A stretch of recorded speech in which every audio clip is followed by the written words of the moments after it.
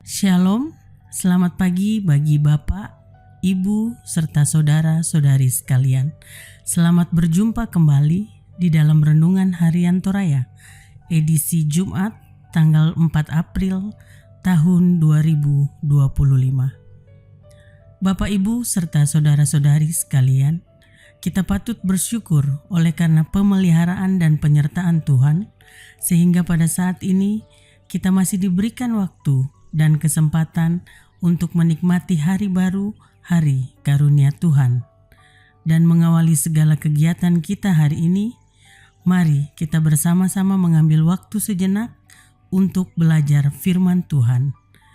Dan bacaan hari ini terdapat di dalam Yesaya pasal 43 ayatnya yang pertama hingga ayatnya yang ke-7. Dan sebelum kita membaca dan mendengarkan serta merenungkan firman Tuhan, mari kita berdoa. Ya Tuhan, kami bersyukur untuk segala kasih penyertaan-Mu di sepanjang kehidupan kami, bahkan dari malam hingga pada pagi hari ini. Kami bersyukur itu semua karena kasih dan berkat serta tuntunan dan penyertaan Tuhan. Mengawali segala kegiatan kami pada pagi hari ini, kami rindu untuk membuka, membaca, merenungkan sebagian daripada firman kebenaran-Mu. Untuk itu, kiranya Engkau mengajarkan kami untuk selalu taat akan firman kebenaran-Mu yang akan kami baca dan kami dengarkan bersama. Inilah doa dan permohonan kami, di dalam nama anak-Mu Yesus Kristus kami sudah berdoa. Amin. Mari Bapak Ibu serta saudara-saudari kita membaca di dalam Yesaya pasal 43 ayat pertama hingga ayatnya yang ke-7. Firman Tuhan berbunyi demikian: Allah adalah satu-satunya penebus.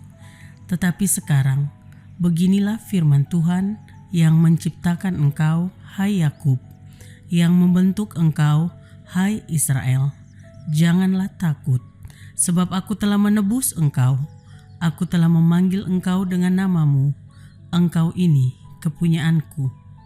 Apabila engkau menyeberang melalui air, aku akan menyertai engkau. Atau melalui sungai-sungai, engkau tidak akan dihanyutkan.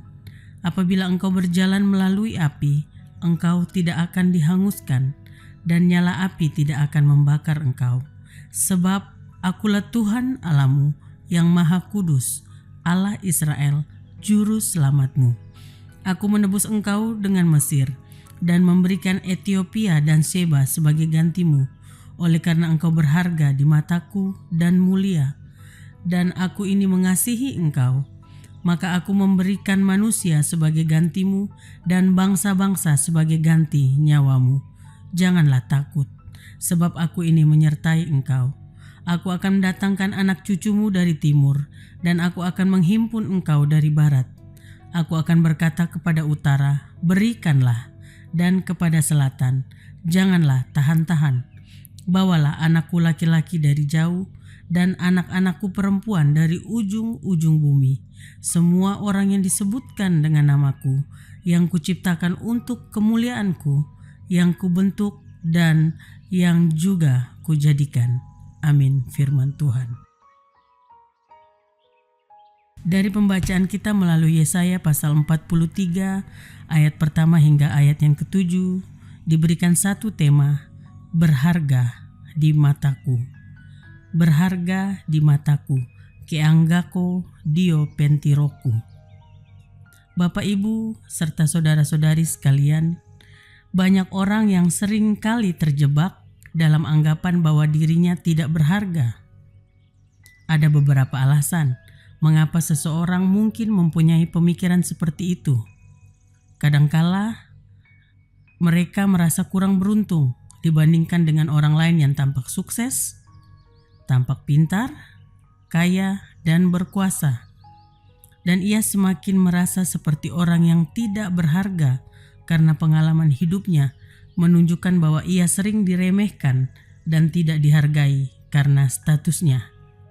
Temannya yang kaya dan berstatus tinggi lebih dihormati daripada dirinya yang tidak kaya dan tidak berstatus. Pengalaman seperti ini memperkuat rasa tidak berharganya dalam hidup. Benarkah manusia tidak berharga?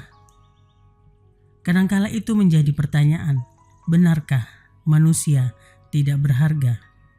Di dunia ini kita sering mengkategorikan dan membeda-bedakan orang. Manusia diberi harga sesuai dengan ukuran dunia. Nilai seseorang seringkali hanya diukur dari keuntungan dan kerugian yang dihasilkannya.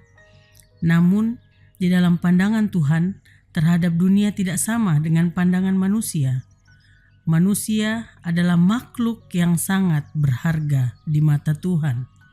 Manusia adalah makhluk yang sangat berharga di mata Tuhan. Jelas sekali di ayat yang keempat. Dan nilai keberhargaan manusia tidak ditentukan oleh keberadaan manusia, melainkan oleh keberadaan Tuhan yang menciptakannya. Tidak peduli siapa kita, kaya atau miskin, bijak atau bodoh, sukses atau gagal, sehat atau sakit, nilai kita sebagai manusia tidak berkurang sedikit pun di hadapan Tuhan. Nilai keberhargaan manusia ini tercermin dalam banyak bagian dari firman Tuhan ini. Allah telah melakukan banyak hal, yaitu menciptakan, membentuk, menebus, dan memanggil umat-Nya. Bahkan Allah juga akan menyertai, memelihara, mengasihi, dan mendatangkan berkat dalam keturunan dan menghimpun umat-Nya.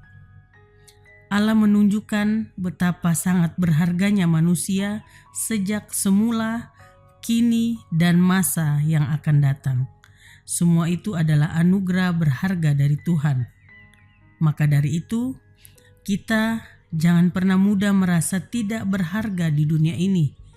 Jangan biarkan dunia menentukan harga kita berdasarkan apakah keberadaan kita menguntungkan atau merugikan dunia.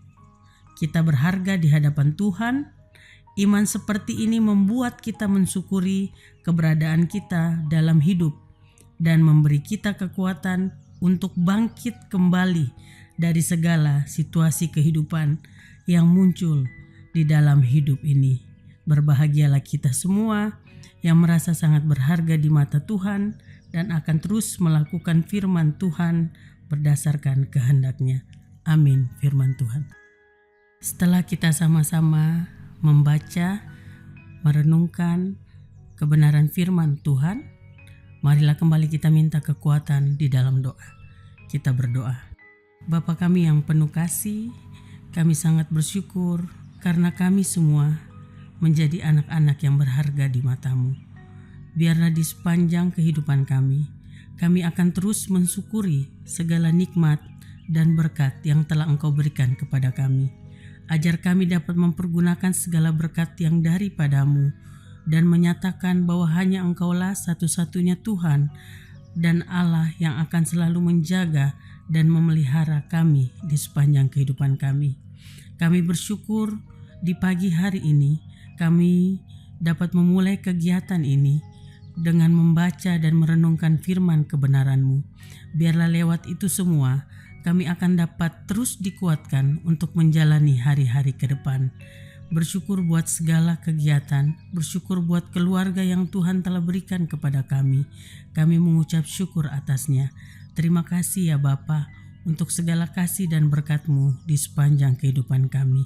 Kami menyerahkan seluruh kegiatan kami hanya ke dalam tangan pengasihan-Mu ya Tuhan. Terima kasih ya Tuhan. Kami juga berdoa dan bersyukur untuk keluarga yang Tuhan telah berikan kepada kami. Anak-anak, kami bersyukur untuk kesehatan yang diberikan kepada anak-anak kami, kepada suami, kepada istri, kepada seluruh anggota di dalam keluarga. Kiranya Tuhan Engkau memberkati anak-anak dalam pendidikan mereka, mulai dari tingkat yang terendah hingga tingkat yang tertinggi. Tuhan, Engkau memberkati anak-anak kami. Biarlah mereka dapat belajar dengan tekun, dengan giat, dan dengan baik untuk menggapai cita-cita mereka. Kami bersyukur juga untuk pekerjaan yang Tuhan telah berikan kepada kami, baik sebagai ibu rumah tangga bahkan sebagai pegawai negeri sipil, juga sebagai pegawai swasta, atau bentuk apapun yang telah Tuhan berikan dan anugerahkan kepada kami. Kami berdoa atasnya. Kiranya Tuhan Kau terus memberkati pekerjaan yang kami lakukan, bahkan buat keluarga kami yang jauh, yang harus bekerja di luar daerah. Tuhan juga Engkau memberkati. Kami percaya walaupun berjauhan, tapi kami akan selalu didekatkan di dalam doa-doa. Terlebih khusus juga kami mau berdoa buat anggota jemaat yang dalam kelemahan tubuh.